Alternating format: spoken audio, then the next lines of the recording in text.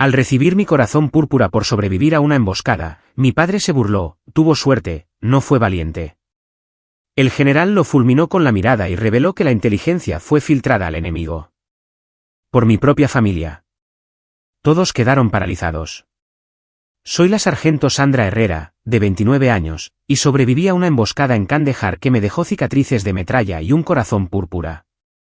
Durante años, cargué a mi familia sobre mis espaldas, pagando facturas, cubriendo errores y aún así presentándome en uniforme cuando se burlaban de mi servicio.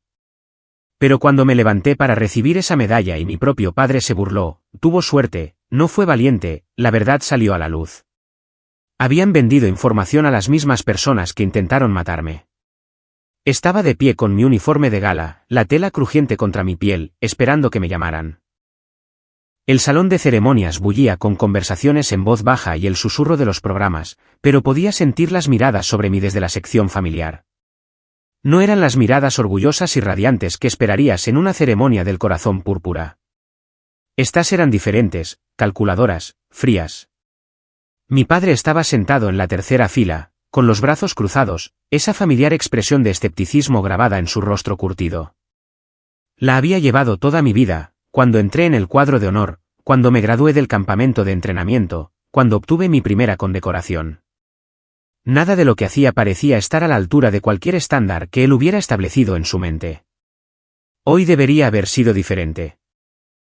Hoy, recibía un reconocimiento por sobrevivir a una emboscada en Kandahar que mató a 3 de mis compañeros de escuadrón y me dejó con cicatrices de metralla y una lesión cerebral traumática que todavía me daba dolores de cabeza.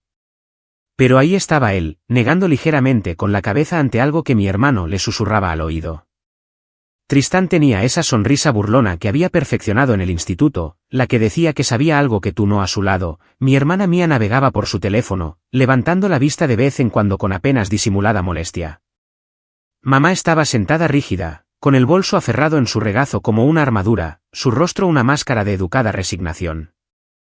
Los oficiales uniformados a mi alrededor irradiaban un orgullo y respeto silenciosos. Esta era mi gente ahora, lo había sido durante 8 años. Ellos entendían lo que significaban la cinta púrpura y la estrella de bronce, lo que costaba ganárselas. Pero mi familia, ellos trataban esta ceremonia como una obligación, algo que había que soportar en lugar de celebrar. Recordé la llamada que les hice para contarles sobre el honor. La respuesta de papá había sido típica: bueno, supongo que eso es algo. Ni felicitaciones, ni orgullo, solo un reconocimiento a regañadientes de que algo había sucedido. Tristán se había reído a carcajadas. ¿Un corazón púrpura por qué? ¿Por salir herida? Ahora los regalan como si fueran caramelos. Mía había sido más directa. ¿De verdad tenemos que ir a eso? Tengo planes ese fin de semana. Solo mamá había mostrado algo de entusiasmo, pero incluso el suyo se sentía forzado. Claro que estaremos allí, cariño. Estamos muy orgullosos. Pero había oído la conversación continuar de fondo después de que ella pensara que había colgado. ¿Orgullosos de qué? Ella eligió ir allí. ¿Qué esperaba que pasara? Los comentarios me habían dolido, pero no eran nuevos. Durante años, mi familia había tratado mi servicio militar, en el mejor de los casos, como una molestia, y en el peor, como una traición. Cuando me alisté justo después del instituto, papá lo llamó huir de la responsabilidad. Cuando rechacé la universidad para seguir mi carrera militar, dijo que estaba desperdiciando mi potencial. Cuando me desplegaron en Afganistán, Mía se quejó de que estaba abandonando a la familia justo cuando más me necesitaban. Esa necesidad siempre parecía centrarse en el dinero. A pesar de sus constantes críticas a mis decisiones, nunca habían dudado en pedir ayuda cuando los tiempos se ponían difíciles. Pagos del coche, el alquiler, gastos inesperados. De alguna manera, estos siempre se convertían en mi responsabilidad. Había enviado miles de dólares a casa a lo largo de los años, dinero que podría haber destinado a mi propio futuro, a mis propias metas. Pero la familia era la familia, y la lealtad era profunda, incluso cuando no era correspondida. El patrón estaba tan establecido que había dejado de cuestionarlo. Ellos criticaban, yo proveía. Ellos despreciaban mis logros, yo me esforzaba más por ganar su aprobación. Ellos trataban mi servicio como egoísmo, yo enviaba cheques más grandes para demostrar mi devoción. Era un baile que habíamos estado realizando durante tanto tiempo que había olvidado que podría haber otros pasos. Pero sentada en ese salón de ceremonias, viendo a mi padre mirar su reloj y a mi hermano poner los ojos en blanco ante los discursos de apertura, algo cambió. Esto no era solo indiferencia. Era un desdén activo. No solo no estaban impresionados por mi servicio, lo resentían. Me resentían por ello. El general se acercó al podio, su voz se escuchaba fácilmente en todo el salón. Habló sobre el sacrificio, sobre el valor bajo el fuego, sobre el precio de la libertad. Lenguaje estándar de ceremonia, pero pronunciado con la seriedad de alguien que entendía su peso. Mientras hablaba, vi a mi familia intercambiar miradas, no las miradas cómplices de orgullo compartido, sino algo más. Algo que hizo que se me encogiera el estómago con inquietud. Cuando finalmente me llamaron, me adelanté con las piernas temblorosas. Los aplausos fueron cálidos, respetuosos, pero apenas los oí sobre la sangre que me retumbaba en los oídos. Este momento había tardado 2 años en llegar. 2 años de evaluaciones médicas, papeleo, retrasos burocráticos. 2 años de curación, física y mentalmente, de lo que había sucedido en esa polvorienta calle de Kandahar. Había imaginado este momento innumerables veces. En mis fantasías, mi familia finalmente lo entendía. Finalmente veía que mi servicio significaba algo, que no era la decepción que ellos habían pintado. Había imaginado el rostro de papá ablandándose con orgullo, a mamá secándose las lágrimas, a mis hermanos mirándome con un nuevo respeto. En cambio, mientras me acercaba al general, oí la voz de mi padre cortar el silencio ceremonial: tuvo suerte, no fue valiente. Las palabras golpearon como un golpe físico. Suerte, no valiente. Después de todo lo que había sobrevivido, todo lo que había soportado, él lo reducía a la suerte. El oficial a mi lado también lo oyó. Vi cómo se le tensaba la mandíbula, sus ojos se entrecerraban mientras localizaba la fuente del comentario. Otros asistentes se movieron incómodos, la naturaleza inapropiada del exabrupto se extendió por la multitud como una piedra arrojada a aguas tranquilas. Pero fue la reacción del general lo que realmente me desconcertó. No solo hizo una pausa en sus comentarios preparados. Se detuvo por completo, sus ojos se movieron de mi padre a mí y de vuelta. Había algo en su expresión, un reconocimiento que iba más allá de la mera desaprobación de la interrupción. Parecía un hombre al que acababan de confirmarle una sospecha. La ceremonia continuó, pero el momento había sido envenenado. Lo que debería haber sido la culminación de mi reconocimiento militar se sentía contaminado, ensombrecido por el desprecio público de mi familia. Mientras el general me prendía la medalla en el uniforme, sentí su peso de manera diferente a como esperaba. No como un honor, sino como la evidencia de una división que podría ser demasiado ancha para salvar. Los aplausos volvieron, pero todo en lo que podía pensar era en la mirada en los ojos del general y la certeza de que esta ceremonia estaba a punto de convertirse en algo completamente diferente de lo que cualquiera de nosotros esperaba. Las manos del general estaban firmes mientras prendía el corazón púrpura en mi uniforme. Pero cuando me miró, había algo en sus ojos que no estaba allí momentos antes. No solo el respeto formal hacia una guerrera herida, sino algo más agudo, más personal. «Felicidades, sargento», dijo, su voz llegando a cada rincón del salón. Pero no retrocedió. En cambio, se giró para dirigirse a la audiencia, su mirada recorriendo a los asistentes sentados antes de fijarse en la sección de mi familia. «Damas y caballeros», comenzó, su tono cambiando de ceremonial a algo más grave. «Hoy, no solo honramos el valor en combate, sino la supervivencia contra probabilidades abrumadoras». Sentí un escalofrío recorrer mi espalda. Esto no era parte del guión estándar.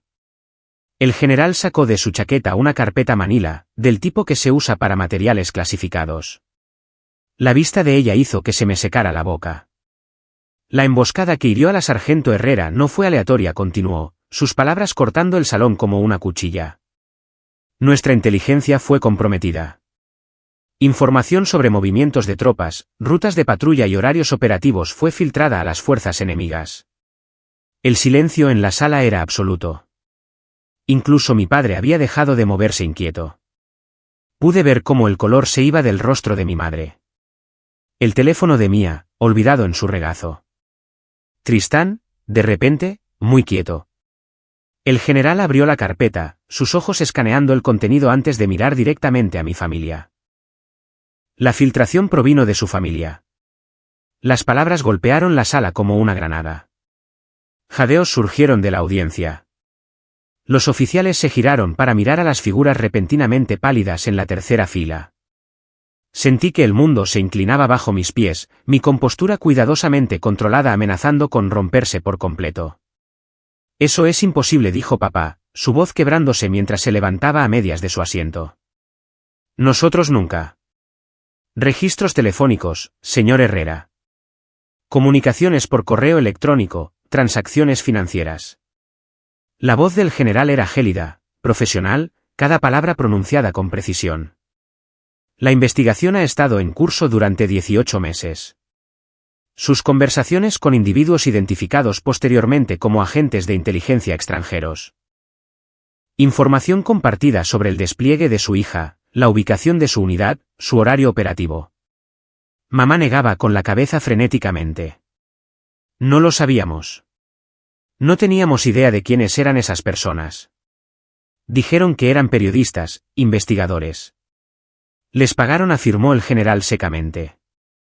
Sumas sustanciales.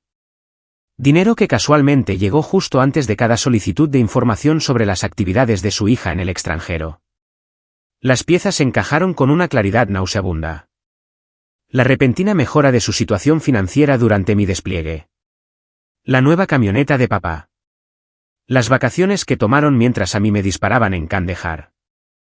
Los préstamos estudiantiles de Mía, misteriosamente pagados.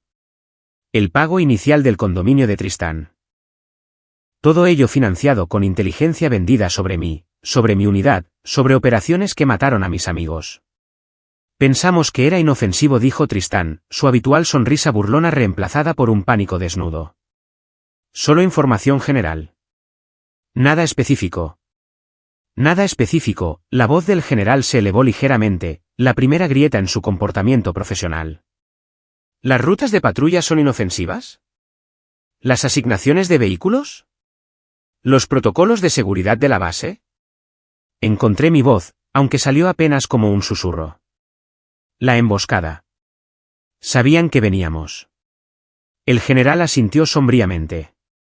Sabían su ruta, su horario, las posiciones de sus vehículos. Lo sabían porque su familia proporcionó información detallada sobre las operaciones de su unidad a cambio de dinero. El salón bullía con murmullos de asombro. Podía sentir los ojos de mis compañeros de servicio sobre mí. Algunos llenos de simpatía, otros con el tipo de sospecha que me seguiría durante años, la hija de traidores.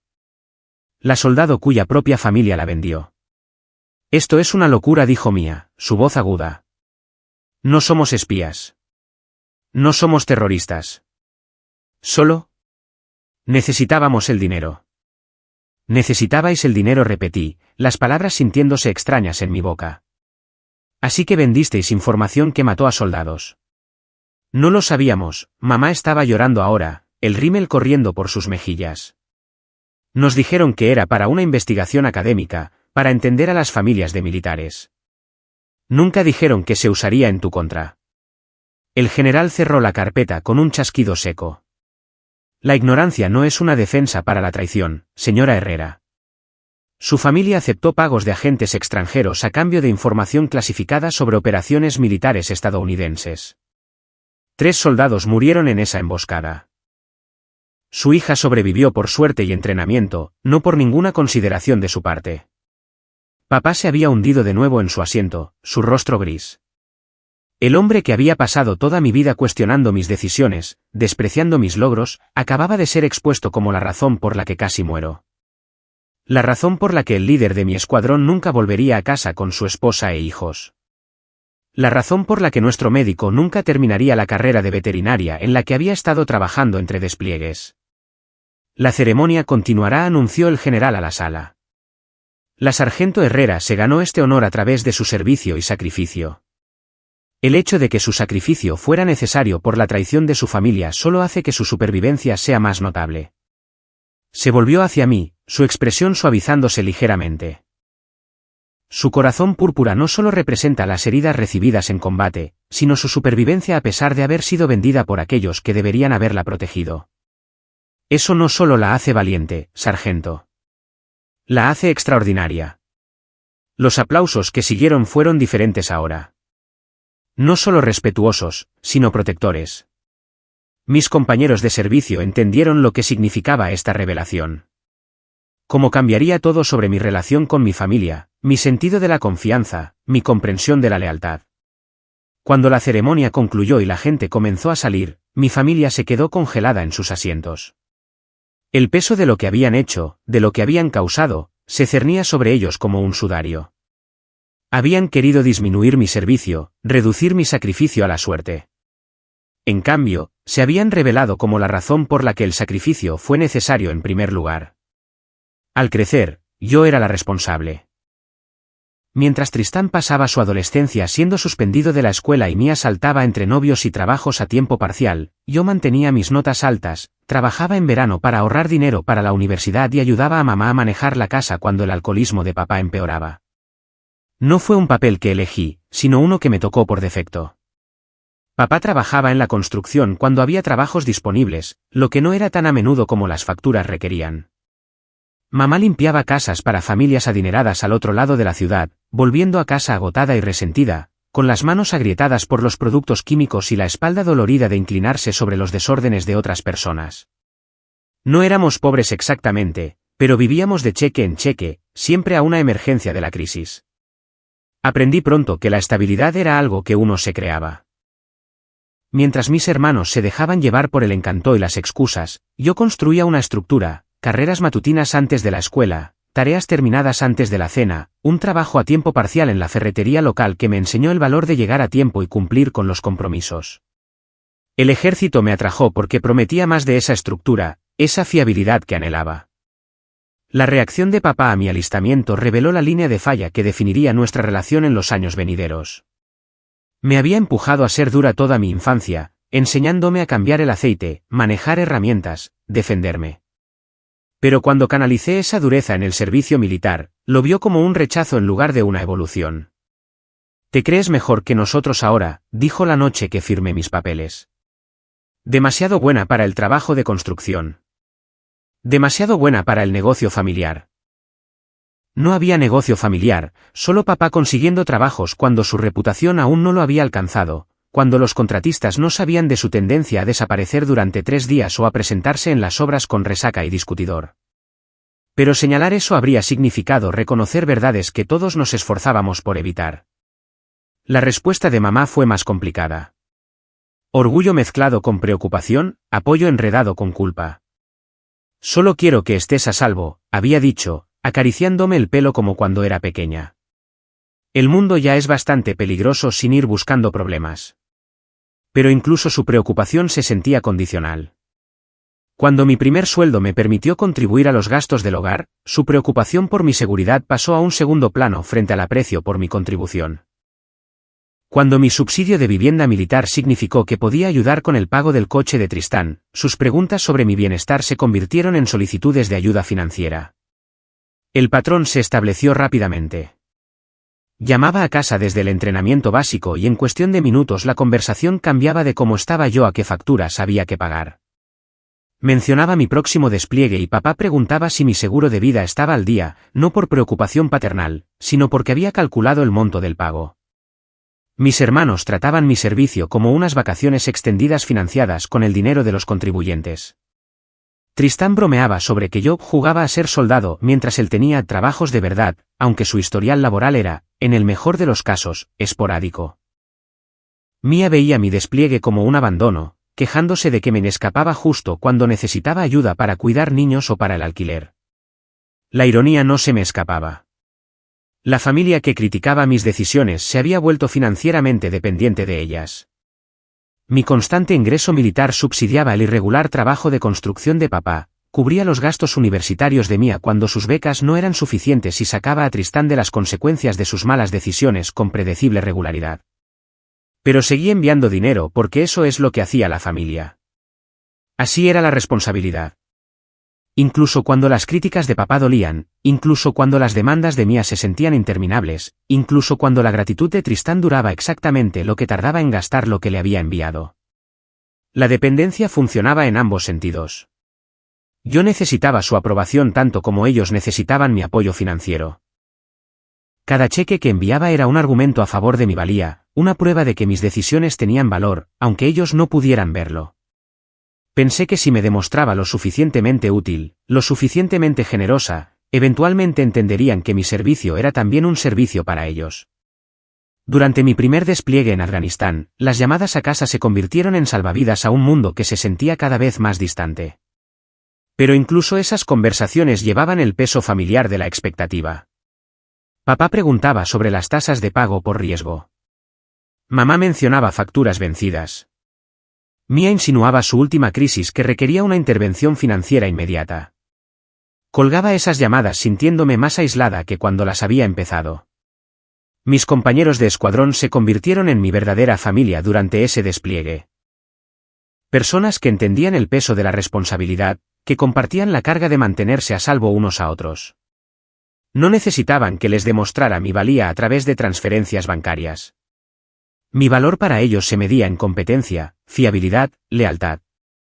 Pero la lealtad a tu sangre es más profunda que la lógica. Incluso cuando reconocía al patrón, incluso cuando veía cuán unilateral se había vuelto la relación, no podía liberarme de ella. Eran mi familia. Familia significaba sacrificio. Significaba poner sus necesidades antes que las tuyas, su seguridad antes que tu comodidad. Me decía a mí misma que sus críticas provenían del amor, de la preocupación por peligros que no podían entender.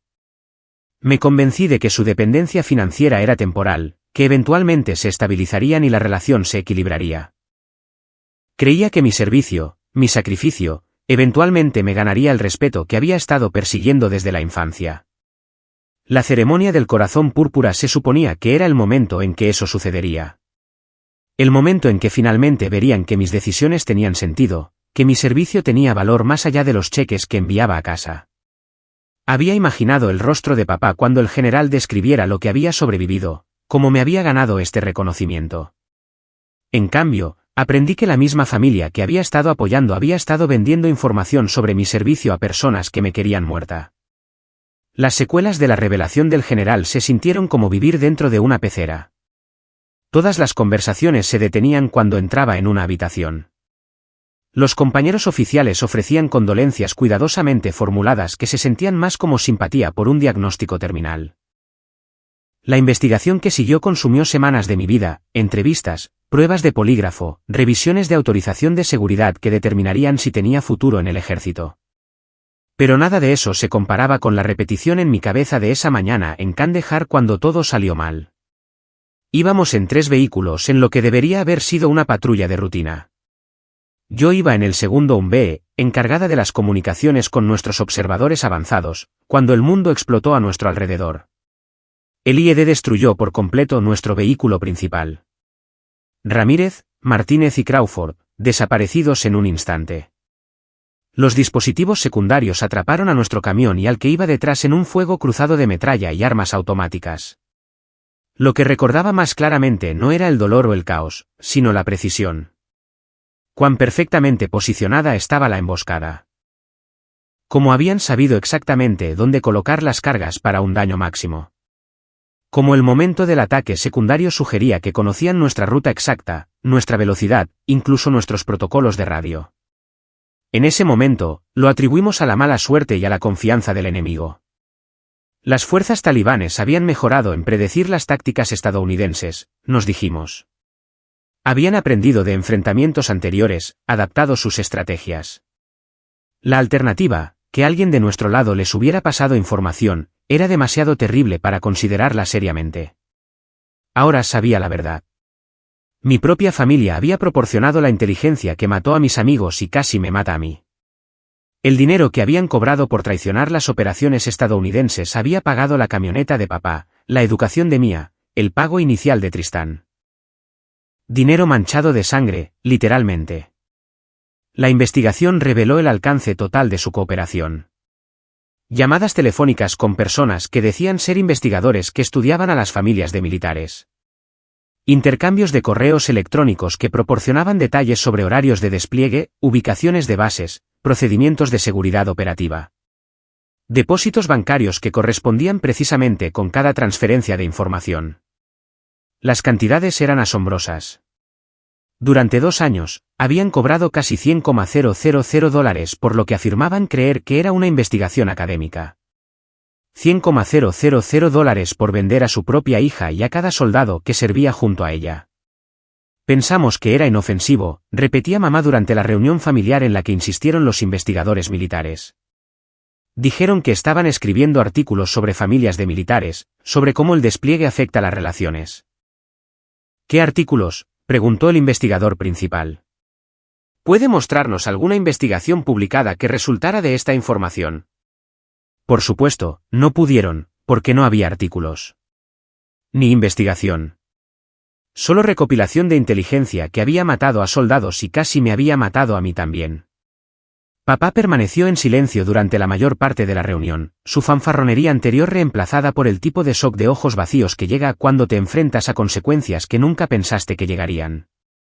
Cuando se le presionó sobre sus motivaciones, sus respuestas fueron patéticamente predecibles. El dinero era bueno, admitió. Regular. Más de lo que ganaba en la construcción.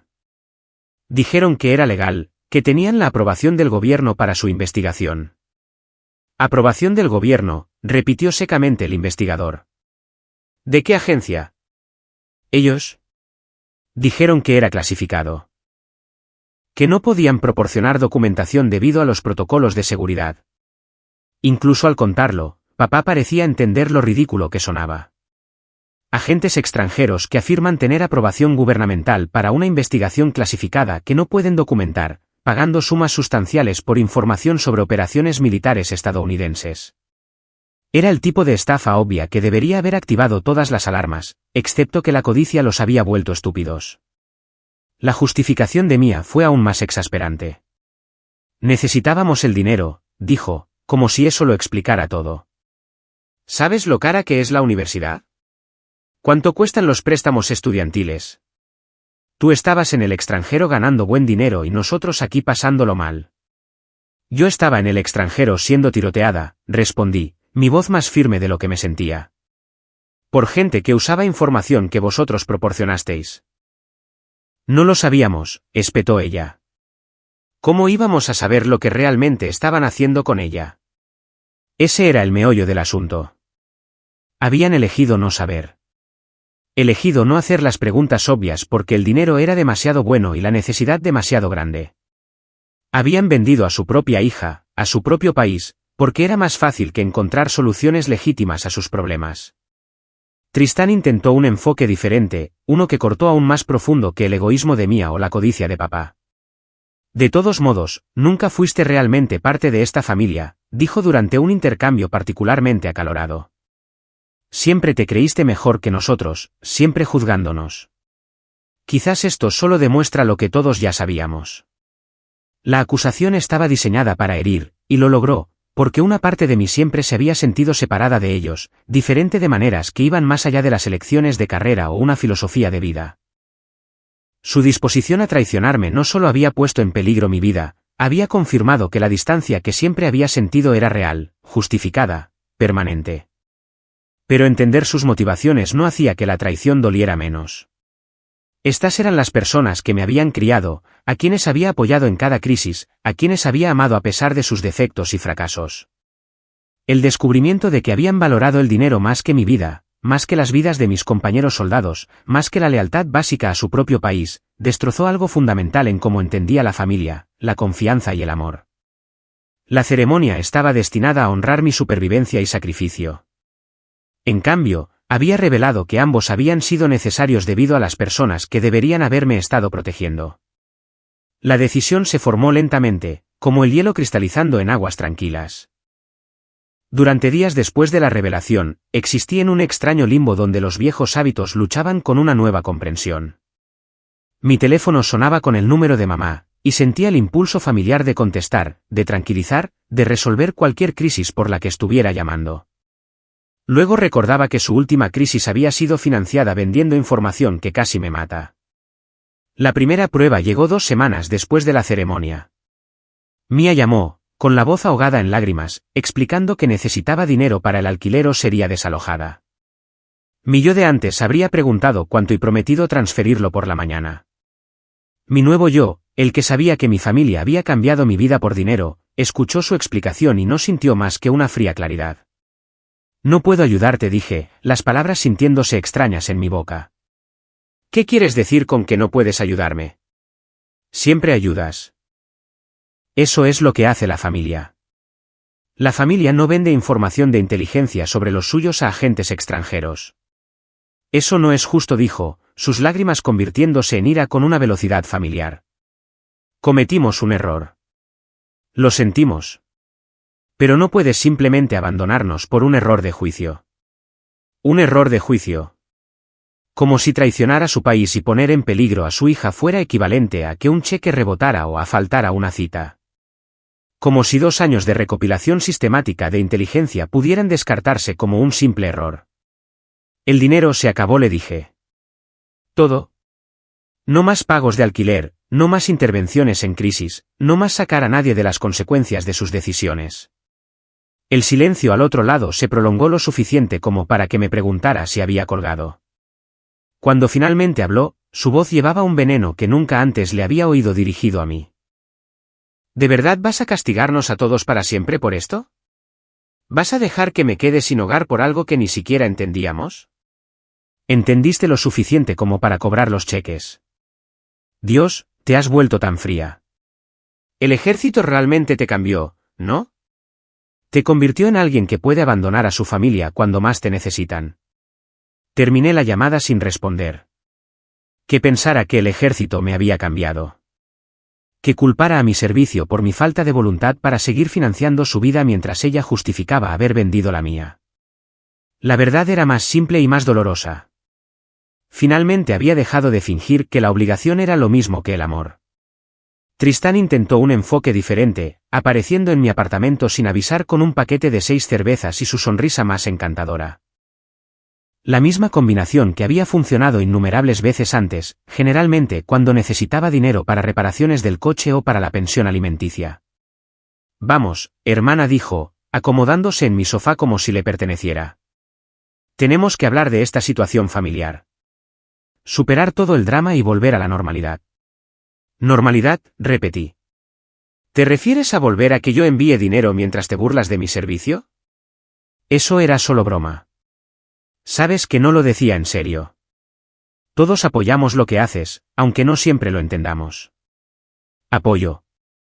Saqué 2 cervezas del paquete que trajo, comprado con dinero que le había enviado hacía 3 meses, y le di una. ¿Es eso como lo llamas cuando das los horarios de mis patrullas a servicios de inteligencia extranjeros? Su rostro se sonrojó. No sabíamos lo que estaban haciendo con esa información. Dijeron que era para una investigación sobre familias de militares. Pensamos que estábamos ayudando. ¿Ayudando a quién? A mí no. Ni a los soldados que murieron porque proporcionasteis inteligencia a las personas que intentaban matarnos. Mira, dijo, inclinándose hacia adelante con la expresión seria que había perfeccionado para salir de problemas. La cagamos. Lo admito. Pero somos familia. La familia se perdona. La familia avanza junta. La familia se protege mutuamente, dije. La familia no se vende por dinero. Tomó un largo trago antes de responder. El dinero nos ayudó a todos, incluyéndote a ti. ¿Crees que no usamos parte de él para ayudar con cosas que necesitabas? El seguro del coche cuando estabas desplegada, las tarifas de almacenamiento de tus cosas. Estábamos todos juntos en esto. La manipulación era impresionante en su audacia. Quería que creyera que traicionarme había sido de alguna manera para mi beneficio, que debería estar agradecida por haber sido vendida porque parte del dinero me había beneficiado indirectamente. Sal de aquí, dije en voz baja. Vamos, no seas así. Podemos superar esto, sí. Sal de mi apartamento. Ahora. Se fue, pero no sin antes asegurarse de que entendiera que yo era la que estaba rompiendo la familia, que mi falta de voluntad para perdonarme convertía en la villana de esta historia. Fue una clase magistral de manipulación, el tipo de terrorismo emocional que me había mantenido sumisa durante años. El enfoque de papá fue más directo y, en cierto modo, más honesto. Me llamó una vez, 3 semanas después de la ceremonia, y me dio su mensaje sin preámbulos. «Estás destruyendo a esta familia», dijo. «Tu madre llora todos los días. Mía podría perder su apartamento. Tristán está hablando de irse de la ciudad porque no puede permitirse quedarse. Todo porque no perdonas un error. Un error que mató a soldados. Los soldados mueren en las guerras. Para eso se alistan. Pero se supone que las familias duran para siempre. El desprecio casual por el sacrificio militar. La reducción de la muerte de mis amigos a bajas inevitables. La exigencia de que priorizara la lealtad familiar sobre la justicia o incluso la autoprotección básica. Cristalizó todo lo que estaba mal en nuestra relación en un momento feo. Esta familia terminó cuando decidisteis que el dinero era más importante que mi vida, le dije. No seas dramática. Sobreviviste. Estás bien. Pero si sigues así, vas a perder a las únicas personas que realmente te amarán. Le colgué. Pero sus palabras persistieron, porque tocaban el miedo que me había mantenido atrapada en su disfunción durante tanto tiempo. El miedo de que sin ellos, no tendría a nadie. Que el amor condicional era mejor que ningún amor en absoluto. Me tomó tiempo reconocer ese miedo como otra forma de manipulación, otra cadena que me mantenía atada a personas que habían demostrado que solo me valoraban por lo que podía proporcionar. La investigación avanzó con precisión militar. Cada revelación más dañina que la anterior. Los registros financieros mostraban el patrón claramente: solicitudes de información seguidas de pagos, horarios de despliegue seguidos de transferencias bancarias, detalles operativos seguidos de depósitos en efectivo. Mi familia había sido más minuciosa en su traición de lo que incluso ellos parecían darse cuenta. Los registros telefónicos revelaron llamadas a todas horas, a veces comunicación diaria con sus manejadores. Los archivos de correo electrónico mostraban inteligencia detallada sobre los procedimientos de seguridad de la base, las rotaciones de personal, incluso los perfiles psicológicos de los soldados de mi unidad. Lo habían proporcionado todo: nombres, direcciones, información familiar, horarios de despliegue, hábitos personales, vulnerabilidades operativas. Los investigadores pintaron un cuadro de recopilación sistemática de inteligencia que iba mucho más allá de lo que mi familia afirmaba entender. Esto no era una conversación casual con investigadores. Era espionaje de nivel profesional llevado a cabo por personas que se habían convencido a sí mismas de que solo estaban respondiendo preguntas inofensivas por dinero fácil. El negocio de construcción de papá se convirtió en una tapadera. Su empleo esporádico no se debía a una economía en apuros o a recesiones de la industria. Era porque ganaba más dinero vendiendo inteligencia militar de lo que jamás podría ganar construyendo casas. Los agentes extranjeros se habían convertido en sus principales empleadores, proporcionando ingresos constantes a cambio de información sobre el servicio militar de su hija. Las clientas de limpieza de casas de mamá incluían a varias esposas de contratistas militares y empleados del Departamento de Defensa. Los investigadores sospechaban que se le había encargado recopilar información de esas casas, fotos familiares, documentos dejados en escritorios, conversaciones telefónicas escuchadas. Sus preguntas inocentes sobre el trabajo de sus maridos de repente parecían recopilación de inteligencia en lugar de interés amistoso. La financiación de la Universidad de Mía provino en su totalidad de los pagos de espionaje. Su matrícula, alojamiento, libros, incluso sus viajes de vacaciones de primavera fueron financiados vendiendo a soldados estadounidenses. Cuando se le confrontó con esta línea de tiempo, se derrumbó por completo, finalmente entendiendo que toda su vida adulta se había construido sobre dinero manchado de sangre. Las empresas de Tristán, el restaurante fallido, la compañía de consultoría abandonada, la serie de esquemas para enriquecerse rápidamente habían sido subsidiadas por los pagos de inteligencia. Su estilo de vida, su apartamento, su coche, incluso los pagos de la pensión alimenticia de su hijo estaban conectados a la traición. Había estado viviendo de la venta de información que mató a soldados. El alcance de la operación explicó por qué la emboscada en Kandahar había sido ejecutada con tanta precisión. El enemigo conocía no solo nuestra ruta y horario, sino nuestras frecuencias de radio, nuestros procedimientos operativos estándar, incluso los hábitos personales de los soldados individuales. Sabían que Ramírez siempre iba en el vehículo principal. Sabían que Martínez llevaba suministros médicos adicionales. Sabían que Crawford tenía la costumbre de revisar su equipo obsesivamente antes de las misiones. Lo sabían porque mi familia se lo había dicho. La revelación devastó a los supervivientes de nuestra unidad. Eran hombres y mujeres que se habían confiado la vida mutuamente, que creían que la seguridad operativa era sagrada. Saber que una de los suyos había sido comprometida por su propia familia destrozó algo fundamental sobre la hermandad militar, sobre la idea de que algunos lazos eran inquebrantables. Algunos lo manejaron mejor que otros. El sargento Torres, nuestro líder de escuadrón, me apartó después de una sesión de interrogatorio particularmente brutal.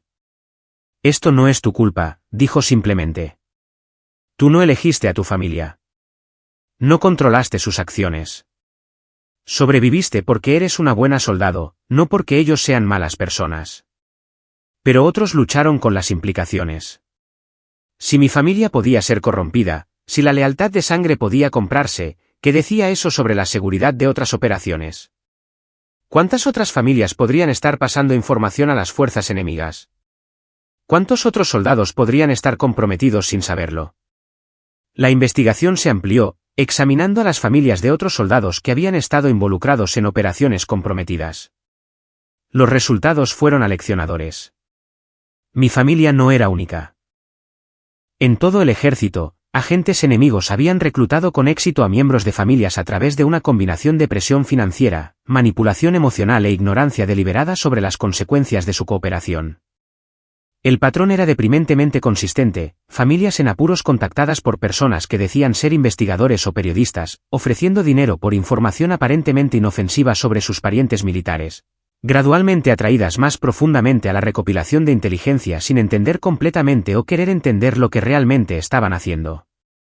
El caso de mi familia se convirtió en un modelo para entender cómo funcionaban estas operaciones de reclutamiento.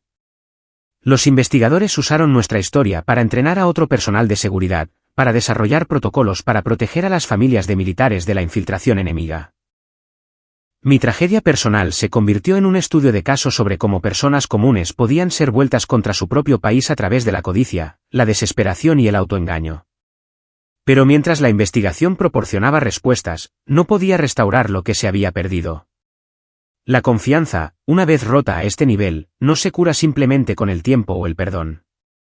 Las personas que más había amado en el mundo habían demostrado que podían ser compradas, que su lealtad tenía un precio, que mi vida valía menos para ellos que la comodidad financiera. El ejército ofreció asesoramiento, grupos de apoyo, recursos para lidiar con la traición familiar en el contexto de la seguridad nacional. Pero no hay un manual para reconstruir tu identidad cuando las personas que te formaron resultan ser enemigos. Ningún protocolo para aprender a confiar de nuevo cuando tu propia sangre te ha vendido. La investigación concluyó con arrestos, procesamientos, sentencias de prisión para los agentes extranjeros que habían dirigido la red de reclutamiento. Los miembros de mi familia recibieron sentencias más leves a cambio de su cooperación con la investigación, servicio comunitario, libertad condicional, sanciones financieras que tardarían años en pagar. Justicia, dijeron los investigadores. Responsabilidad. Consecuencias legales por sus acciones. Pero la justicia no podía resucitar a Ramírez, Martínez o Crawford. La responsabilidad no podía deshacer los 2 años de traición sistemática. Las consecuencias legales no podían restaurar la fe que había perdido en la familia, en la lealtad, en la idea de que algunos lazos eran sagrados. Había sobrevivido a la emboscada en Kandahar, pero el descubrimiento del papel de mi familia en ella me había herido de maneras que ninguna bala enemiga podría haberlo hecho. Intentaron volver, por supuesto.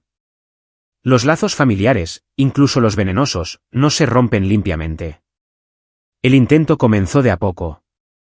Tarjetas de cumpleaños con mensajes cuidadosamente neutrales. Regalos de Navidad dejados en la puerta de mi apartamento. Invitaciones a reuniones familiares entregadas a través de amigos en común. Cada acercamiento llevaba la suposición tácita de que el tiempo curaría lo que se había roto, que eventualmente los extrañaría lo suficiente como para pasar por alto lo que habían hecho. Las cartas de mamá eran las más difíciles de ignorar. Escritas con su cuidadosa letra cursiva en papel azul, llegaban mensualmente como un reloj. Cada una obra maestra de memoria selectiva y manipulación emocional. Escribía sobre las cenas familiares que me estaba perdiendo, sobre lo vacías que se sentían las fiestas sin mí, sobre sus problemas de salud y las dificultades de papá con el desempleo ahora que sus ingresos de consultoría de investigación habían desaparecido. Sé que cometimos errores, escribía. Pero nunca quisimos hacerte daño. Te amamos más que a nada y estamos dispuestos a hacer lo que sea necesario para ganar tu perdón. Lo que sea necesario, excepto reconocer el alcance total de lo que habían hecho. Lo que sea necesario, excepto aceptar que algunas traiciones son imperdonables. Lo que sea necesario, excepto respetar mi decisión de protegerme de más daño. Mia intentó un enfoque diferente, apareciendo en mi apartamento con su hija pequeña. Había calculado correctamente que usar a mi sobrina como palanca sería particularmente efectivo, sabiendo que siempre había tenido debilidad por los niños y las conexiones familiares. Emma pregunta por su tía Sandra todo el tiempo, dijo Mia, de pie en mi puerta con la niña en la cadera. No entiende por qué ya no vienes a las fiestas de cumpleaños. Emma tenía 3 años, con el pelo oscuro de Mia y la barbilla obstinada de mi padre. Me miró con el amor sin complicaciones que solo los niños pueden manejar, extendiendo sus pequeñas manos con total confianza de que la tomaría. Por un momento, los viejos patrones se reafirmaron. Esta era mi familia. Estas conexiones importaban. La sangre era más espesa que la traición, ¿no? Pero luego recordé que el fondo para la universidad de Emma, su guardería, incluso sus fiestas de cumpleaños, se financiaban con dinero que Mia había ganado vendiendo información que mató a soldados. La niña era inocente, pero también era un producto de esa traición, criada con dinero manchado de sangre y utilizada ahora como una herramienta para manipularme y volver a la sumisión. Lo entenderá cuando sea mayor, le dije a Mia, sin tomar a la niña, pero sin cerrar la puerta tampoco. Cuando le expliques cómo su madre vendió a soldados estadounidenses para pagar su estilo de vida. El rostro de Mia se descompuso. No puedes castigar a Emma por lo que yo hice. Es solo una bebé. No la estoy castigando a ella. Me estoy protegiendo a mí misma. Y quizás también protegiéndola a ella de aprender que traicionar a la familia es aceptable si el precio es correcto. No fue así, dijo Mia, pero sin convicción. Los meses desde la revelación habían desgastado su capacidad para mantener la ficción de que habían sido víctimas inocentes de una manipulación sofisticada. Tristán intentó el enfoque directo, acorralándome después de un encuentro en el supermercado que parecía demasiado coincidente para ser accidental. Había estado bebiendo, sus palabras ligeramente arrastradas, pero su mensaje claro. Has conseguido todo lo que querías, dijo, siguiéndome hasta mi coche a pesar de mis obvios intentos de evitar la conversación. Has destruido a la familia, te has hecho la víctima, has conseguido toda la simpatía y atención que siempre anhelaste. Lo que quería era una familia que no me vendiera a las fuerzas enemigas. Cometimos un error. Un puto error. Y lo has usado para castigarnos a todos para siempre. ¿Sabes cómo ha sido para nosotros? La vergüenza, el aislamiento, la gente mirándonos por donde vamos. La gente os mira porque sois traidores, dije, abriendo la puerta de mi coche. Porque aceptasteis dinero para proporcionar inteligencia que mató a soldados estadounidenses. Los soldados mueren en las guerras, gritó lo suficientemente alto como para que otros compradores se giraran a mirar. Eso es lo que pasa en las guerras. Pero se supone que las familias deben permanecer unidas. Entonces deberíais haber pensado en eso antes de elegir el dinero sobre la familia. Me agarró del brazo mientras intentaba entrar en el coche, su agarre lo suficientemente fuerte como para dejar moratones. Tú, santurrona. Crees que eres mucho mejor que nosotros, pero estás tan jodida como el resto. La única diferencia es que encontraste una manera de hacer que tu daño pagara. Me solté y entré en mi coche, pero sus palabras me siguieron a casa. No porque fueran ciertas, sino porque revelaban cuán completamente había fallado en entender lo que habían hecho. En su mente, mi negativa a perdonar era la verdadera traición. Mi insistencia en los límites era el verdadero crimen. Mi supervivencia y éxito eran de alguna manera ventajas injustas en lugar de logros ganados. El enfoque de papá fue el más insidioso porque jugaba con la relación que me había formado más profundamente. No me visitó ni llamó. En cambio, enviaba mensajes a través de otras personas, familiares, amigos, parientes lejanos, gente del vecindario que me recordaba de niña.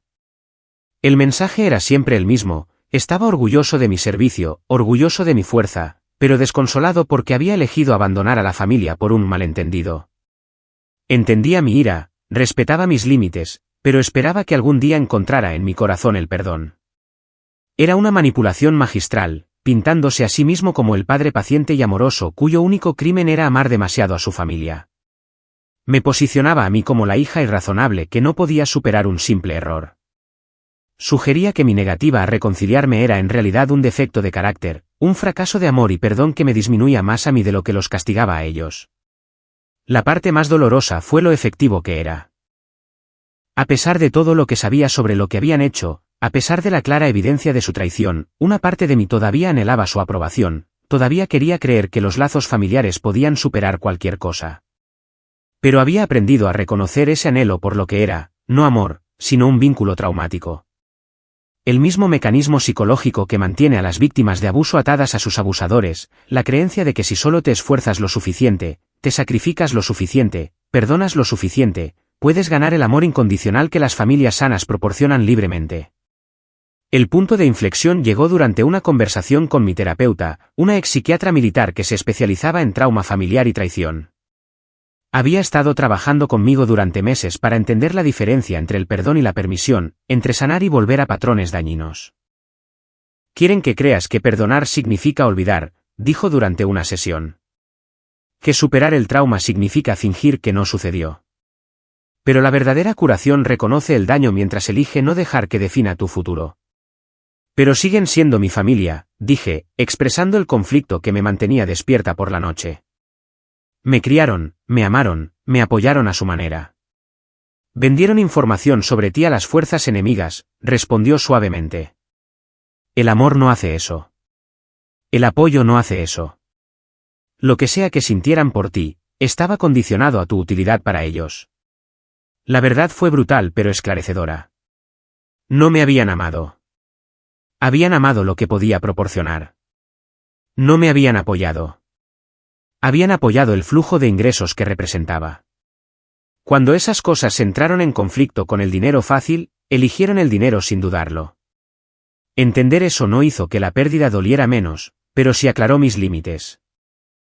No estaba abandonando a la familia. Me estaba protegiendo de personas que habían demostrado que no se podía confiar en ellas con mi seguridad, mi bienestar o mi vida. 5 años después, estaba de pie en el mismo salón de ceremonias donde se había revelado la verdad. Pero esta vez, era yo quien daba el discurso. El ejército me había ascendido a teniente, luego a capitana, reconociendo no solo mi historial de servicio, sino mi resiliencia frente a una traición personal sin precedentes. Mi historia de supervivencia se había convertido en parte de los protocolos de entrenamiento militar, un estudio de caso sobre cómo mantener la seguridad operativa, incluso cuando tu propia familia representa una amenaza. La audiencia era diferente esta vez. Oficiales más jóvenes, rostros frescos que habían crecido con las redes sociales y diferentes ideas sobre la privacidad y la lealtad. Los miré y me vi a mí misma hace 5 años, confiada en los lazos inquebrantables de la familia, segura de que los lazos de sangre significaban un apoyo incondicional, ingenua sobre lo fácil que podía monetizarse el amor. La seguridad no se trata solo de seguir protocolos, les dije, pronunciando palabras que había practicado pero cuyo peso aún sentía. Se trata de entender que las amenazas pueden venir de cualquier parte, incluso de lugares donde nunca esperarías mirar. Después del discurso, una joven sargento se me acercó, con expresión incierta. Señora, ¿puedo preguntarle algo personal? Asentí, reconociendo la mirada. La había visto docenas de veces a lo largo de los años, soldados luchando con la presión familiar, con solicitudes de información que parecían inofensivas pero se sentían mal, con la tensión entre la lealtad y la seguridad. Mi madre sigue preguntando sobre mi horario de despliegue, dijo en voz baja. Dice que es para poder planificar visitas familiares, pero algo no me cuadra. Nunca ha sido tan organizada antes, y está pidiendo detalles muy específicos. Confía en tus instintos, le dije. Y documenta todo. Cada conversación, cada solicitud, cada detalle que te pida. Si se siente mal, probablemente lo esté. 6 meses después, esa documentación ayudó a descubrir otra operación de inteligencia basada en la familia. La madre de la sargento había sido reclutada a través de las redes sociales, objetivo de agentes que habían identificado a familias de militares a través de publicaciones públicas y la construcción gradual de relaciones. El patrón estaba evolucionando, pero el núcleo seguía siendo el mismo: familias vulnerables, presión financiera y la erosión gradual de los límites en torno a la información sensible. Mi historia se había convertido en una advertencia, pero también en una guía de supervivencia. Otros soldados que habían enfrentado traiciones familiares se ponían en contacto conmigo regularmente, buscando consejos sobre cómo navegar la imposible elección entre la lealtad y la seguridad. Había aprendido a ofrecer lo que más había necesitado en aquellos primeros días: validación de que sus sentimientos estaban justificados, consejos prácticos para mantener los límites y la seguridad de que elegir la autopreservación por encima de las demandas familiares no era egoísta. La medalla que recibí ese día hace 5 años estaba ahora en mi escritorio. Su significado, transformado por el tiempo y la comprensión. Ya no representaba solo la supervivencia en combate, sino la supervivencia a la traición, a la manipulación, a la destrucción sistemática de la confianza por parte de las personas que deberían haberla protegido con más ferocidad. Mi familia había dejado de intentar contactarme hacía 2 años, sus acercamientos disminuyendo gradualmente a medida que quedaba claro que el tiempo no cambiaría mi posición. Oía hablar de ellos ocasionalmente a través de conocidos en común: el continuo desempleo de papá, los problemas de salud de mamá, las luchas de Mía como madre soltera, la última empresa fallida de Tristán. Las actualizaciones venían con preguntas implícitas sobre si reconsideraría, si se había soportado suficiente sufrimiento para equilibrar la balanza. Pero no hay balanzas que equilibrar cuando se trata de una traición de esta magnitud. Ninguna cantidad de consecuencias o remordimientos puede resucitar a los soldados que murieron porque mi familia vendió inteligencia a sus asesinos. Ningún castigo o disculpa puede restaurar la confianza que se hizo añicos cuando supe que mi propia sangre le había puesto un precio a mi vida. La parte más difícil no había sido cortar con ellos. Había sido construir algo nuevo en el espacio que habían ocupado.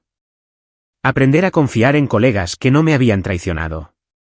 A aceptar el apoyo de personas que no me veían como un recurso para ser explotado. A creer que las relaciones podían existir sin transacciones o manipulación. Había encontrado una familia entre mis compañeros oficiales, lazos forjados en el respeto mutuo y un propósito compartido en lugar del accidente de nacimiento y la dependencia financiera. Estas relaciones fueron elegidas en lugar de heredadas, mantenidas a través de la lealtad en lugar de la obligación, fortalecidas por la honestidad en lugar de la permisión. La ceremonia de hace 5 años había terminado mi antigua vida y comenzado una nueva. No solo porque la traición de mi familia había sido expuesta, sino porque finalmente había aprendido la diferencia entre el amor y la explotación, entre la lealtad y la debilidad, entre el perdón y la autodestrucción. Todavía servía, todavía llevaba el uniforme, todavía honraba los valores que me habían formado desde el alistamiento. Pero ahora servía con pleno entendimiento de que algunas amenazas vienen de dentro, que algunas traiciones cortan más profundo que el fuego enemigo, y que la supervivencia a veces significa elegirse a uno mismo por encima de las personas que te formaron. El corazón púrpura en mi escritorio captó la luz de la tarde. Su cinta púrpura, descolorida por los años, pero su significado, cristalino. Me lo había ganado no solo por sobrevivir al fuego enemigo en Kandahar, sino por sobrevivir al descubrimiento de que mi propia familia había cargado las armas que me apuntaban. Esa supervivencia no me había vuelto amargada o cínica. Me había vuelto cuidadosa, selectiva con la confianza, protectora de los límites que me mantenían a salvo. Me había enseñado que la familia que eliges puede ser más fuerte que la familia en la que naces. Que la lealtad se gana en lugar de heredarse, y que a veces el mayor acto de amor es negarse a permitir a las personas que dicen amarte. El general que reveló la verdad ese día había tenido razón. Mi supervivencia fue extraordinaria, no solo porque había sobrevivido a la emboscada, sino porque me había reconstruido después de saber que las personas en las que más confiaba habían orquestado mi casi destrucción. Esa reconstrucción había llevado años. Pero había creado algo más fuerte que lo que se había roto. Mientras terminaba mi papeleo y me preparaba para salir de la oficina, pensé en la joven sargento que confió en sus instintos y documentó las preguntas sospechosas de su madre. Había elegido la seguridad por encima de la presión familiar. Los límites por encima de la lealtad ciega. La verdad por encima de las mentiras cómodas. Su valor había evitado otra tragedia, protegido a otros soldados del tipo de traición que yo había sobrevivido. El ciclo se había roto, el patrón reconocido, la amenaza neutralizada antes de que pudiera cobrarse más vidas. Ese era un legado suficiente para la chica que una vez creyó que la familia lo era todo. Que aprendió que todo tiene límites. Que sobrevivió para ayudar a otros a reconocer esos límites antes de que fuera demasiado tarde. Afuera, el sol se ponía sobre la base, pintando el cielo en tonos púrpuras y dorados que combinaban con la cinta de mi escritorio. Mañana traería nuevos desafíos, nuevos soldados que entrenar, nuevas amenazas que identificar y contrarrestar. Pero esta noche, yo era simplemente una superviviente que había aprendido a prosperar. Una soldado que había elegido el servicio por encima de la sangre. Una mujer que descubrió que las familias más fuertes son las que construimos nosotros mismos. La llamada a la puerta de mi apartamento llegó un martes por la noche de octubre, 6 años después de la ceremonia que lo cambió todo. No esperaba a nadie, y los visitantes inesperados habían aprendido a hacerme cautelosa. A través de la mirilla, vi a una joven con un familiar pelo oscuro y la barbilla obstinada de mi padre, pero ahora mayor, quizás de 16 o 17 años. Emma, la hija de Mia, la niña que había sido utilizada como palanca en aquellos primeros intentos de reconciliación. Estaba sola en mi umbral, sin Mia acechando detrás, sin una emboscada familiar orquestada, solo una adolescente con una mochila colgada del hombro y el tipo de expresión decidida que me recordaba dolorosamente a mí misma a esa edad. Abrí la puerta pero mantuve la cadena puesta. Emma, tía Sandra. Su voz llevaba la formalidad cuidadosa de alguien que había ensayado esta conversación. Sé que no debería estar aquí. Mamá no sabe que vine, pero necesitaba hablar contigo. Lo inteligente habría sido cerrar la puerta, llamar a Mia y hacer que alguien recogiera a su hija, para mantener los límites que me habían mantenido a salvo durante años. En cambio, me encontré estudiando a esta joven que compartía mis genes pero que había sido criada con dinero manchado de sangre, buscando signos de la manipulación y la flexibilidad moral que habían definido a mi familia. ¿Cómo me encontraste? Google. Los registros militares son públicos. Tus ascensos se anuncian en el periódico local. Se movió nerviosamente. He estado siguiendo tu carrera desde que tuve edad para usar un ordenador. Sé lo del corazón púrpura, sobre los ascensos, sobre los discursos que das sobre seguridad operativa. ¿Qué quieres, Emma? Entender. Las palabras salieron de golpe. Entender lo que realmente pasó, porque la historia con la que crecí ya no tiene sentido, y necesito saber la verdad. La miré a través de la rendija de la puerta. Esta niña que había sido utilizada como arma en mi contra años atrás, ahora con la edad suficiente para hacer preguntas incómodas. Tenía los rasgos de Mia, pero algo en sus ojos que me recordaba a mí misma, un hambre de verdad que no se satisfaría con mentiras cómodas. En contra de todos los instintos que había desarrollado sobre la familia y la confianza, quité la cadena y me hice a un lado. Tienes 10 minutos. Entró en mi apartamento con la cuidadosa atención de alguien que cataloga detalles, observando la escasa precisión militar de mis muebles, la ausencia de fotos familiares, el corazón púrpura exhibido en un marco simple en mi escritorio. Cuando su mirada se detuvo en la medalla, vi un destello de reconocimiento en su rostro. Es esa, ¿verdad? La de la ceremonia. ¿Tu madre habla de la ceremonia? Emma se sentó en mi sofá sin ser invitada, con esa presunción adolescente de bienvenida que me habría irritado de cualquier otra persona. Habla de ello todo el tiempo. De cómo cortaste con la familia por un malentendido. De cómo elegiste el ejército por encima de tu propia sangre. De cómo rompiste el corazón del abuelo y destruiste a la familia porque no pudiste perdonar un error. La narrativa familiar, pulida por años de repetición. No esperaba menos. ¿Y te creíste esa historia? Durante un tiempo. Emma se abrazó las rodillas, un gesto de pura vulnerabilidad adolescente. Pero luego empecé a hacer preguntas. Como ¿por qué nos mudamos 3 veces cuando era pequeña? ¿Por qué el abuelo ya no habla de su negocio de construcción? ¿Por qué mamá se pone rara cada vez que alguien menciona el ejército o pregunta por ti? Me senté frente a ella, manteniendo la distancia, pero curiosa a pesar de mí misma. ¿Qué tipo de preguntas? Encontré viejos extractos bancarios en el armario de mamá cuando la ayudaba a mudarse el año pasado. Depósitos que no coincidían con su historial laboral. Grandes sumas de dinero que comenzaron más o menos cuando te desplegaron en Afganistán y se detuvieron justo después de tu ceremonia. Sacó su teléfono y me mostró fotografías de documentos financieros. 10.000 aquí, 15.000 allá, siempre de algo llamado Meridian Research Associates. El nombre no significaba nada para mí, pero el patrón era inconfundible. Los mismos pagos sistemáticos que la investigación había descubierto años atrás, documentados ahora por una adolescente que había heredado más de mis instintos de investigación de lo que esperaba. Investigué Meridian Research Associates, continuó Emma. La empresa se disolvió hace 8 años, justo cuando mamá dice que abandonaste a la familia.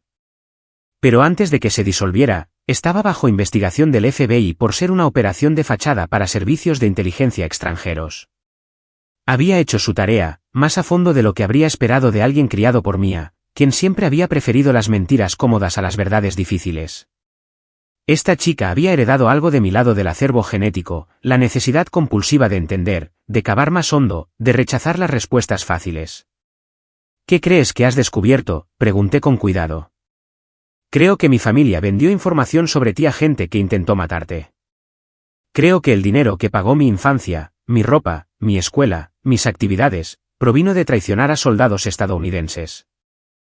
Creo que la razón por la que nos dejaste de hablar no fue porque seas cruel o implacable, sino porque hicimos algo imperdonable. Las palabras quedaron suspendidas entre nosotras como una confesión.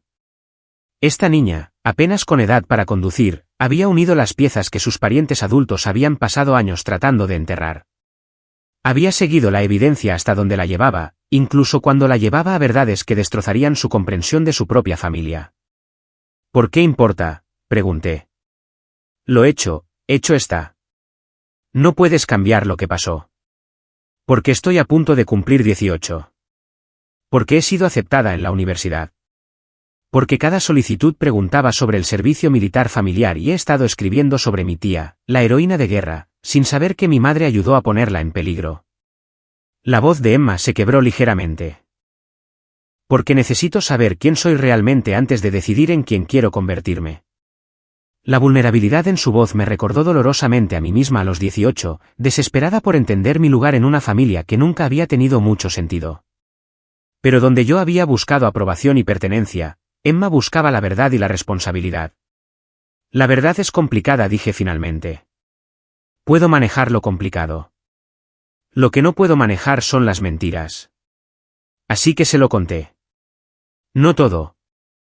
Había detalles clasificados que no podía compartir, especificaciones operativas que permanecían protegidas. Pero le hablé de la emboscada, de Ramírez, Martínez y Crawford. Le hablé de la investigación, de la recopilación sistemática de inteligencia, del dinero que su familia había cobrado por información que mató a soldados. Emma escuchó sin interrupción, su rostro palideciendo a medida que el alcance de la traición se hacía claro. Cuando terminé, se quedó en silencio durante largos minutos, procesando lo que había aprendido. Mamá siempre dijo que tú eras la egoísta, dijo finalmente. Que elegiste tu carrera por encima de la familia, que eras fría e implacable. Pero tú eras la traicionada. Tú eras la víctima. Yo sobreviví. Otros no, por la información que mi familia proporcionó. Miró el corazón púrpura en mi escritorio, entendiendo ahora lo que realmente representaba. Dios, no me extraña que nos dejaras de hablar. No me extraña que nunca quisieras verme. No fue por ti específicamente, dije, aunque eso no era del todo cierto. Había sido parte de la manipulación, utilizada como palanca para intentar culparme y que volviera a la sumisión. Eras una niña. Los niños no eligen a sus padres ni entienden los crímenes de sus padres. Pero ya no soy una niña. Emma se levantó, caminando hacia la ventana que daba a la base. Tengo la edad suficiente para entender lo que hicieron. La edad suficiente para tomar mis propias decisiones sobre qué tipo de persona quiero ser. ¿Qué tipo de persona quieres ser? Se volvió para mirarme, y por primera vez, no vi a la hija de Mia ni a la nieta de mi padre, sino a alguien completamente propio. Alguien que dice la verdad. Alguien que asume la responsabilidad de sus acciones. Alguien que no vende a su familia por dinero. Ese es un buen comienzo. Quiero alistarme, dijo de repente. Después de la universidad, quiero servir como tú. Quiero hacer algo que importe, algo que ayude a la gente en lugar de herirla. La declaración no debería haberme sorprendido, pero lo hizo. Esta chica, criada con dinero manchado de sangre por personas que habían traicionado todo lo que el ejército representaba, quería servir a su país. Quería honrar a la institución que su familia había dañado. El servicio militar no es una penitencia, le dije. No le debes tu servicio a nadie por lo que hizo tu familia. Quizás no, pero me debo a mí misma la oportunidad de ser mejor que ellos. De ser alguien de quien podrías estar orgullosa. Las palabras golpearon más fuerte de lo que esperaba. Durante 6 años, había descartado a Emma como un daño colateral, otra víctima de la traición de mi familia. Nunca había considerado que podría crecer para cuestionar lo que le habían enseñado, para buscar la verdad por encima de la comodidad, para elegir el servicio por encima del egoísmo. Tu madre se va a enfadar mucho cuando se entere de que viniste aquí. Que se enfade. Estoy cansada de proteger sus sentimientos permaneciendo ignorante de la verdad. Emma recogió su mochila, preparándose para irse. ¿Puedo preguntarte algo? ¿Crees que la gente puede ser mejor que sus familias? ¿Crees que podemos superar de dónde venimos? Pensé en mi propio viaje, en los años de terapia y establecimiento de límites y de aprender a confiar de nuevo. En la familia que había construido entre mis compañeros de servicio, lazos más fuertes que la sangre porque fueron elegidos en lugar de heredados. Creo que nos convertimos en quienes elegimos ser, dije. La familia nos moldea, pero no tiene por qué definirnos. Puedes honrar las partes buenas de lo que heredaste y rechazar el resto. ¿Cuáles fueron las partes buenas para ti? Era una pregunta que nunca esperé considerar. Durante años, me había centrado en la traición, la manipulación, la destrucción sistemática de la confianza. Pero la presencia de Emma me obligó a recordar que no todo en mi crianza había sido tóxico. Resiliencia, dije finalmente. La capacidad de sobrevivir a circunstancias difíciles. Independencia. La capacidad de trabajar duro por lo que quieres. Esas cosas me sirvieron bien, aunque provinieran de una fuente imperfecta. Emma asintió como si esto tuviera sentido para ella. Yo también obtuve esas cosas. Junto con la capacidad de hacer preguntas incómodas y rechazar las mentiras convenientes. Esos son dones valiosos. Eso espero. Se detuvo en la puerta. ¿Estaría bien si te escribiera a veces? No para pedir nada, no para intentar reconciliar a la familia. Solo para hacerte saber cómo estoy, para demostrar que no todos nosotros salimos como ellos. La solicitud debería haber activado todas las alarmas que había desarrollado sobre la manipulación familiar.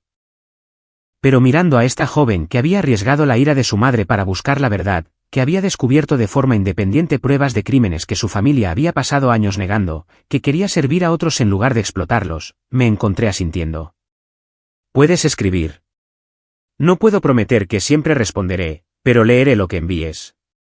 Es justo. Emma dudó, luego añadió, por si sirve de algo, creo que lo que hiciste requirió valor. No solo sobrevivir a la emboscada, sino sobrevivir a la traición. Establecer límites. Elegir la verdad por encima de la lealtad familiar. Después de que se fue, me senté durante mucho tiempo mirando el corazón púrpura en mi escritorio. Durante 6 años, había representado la supervivencia a pesar de la traición.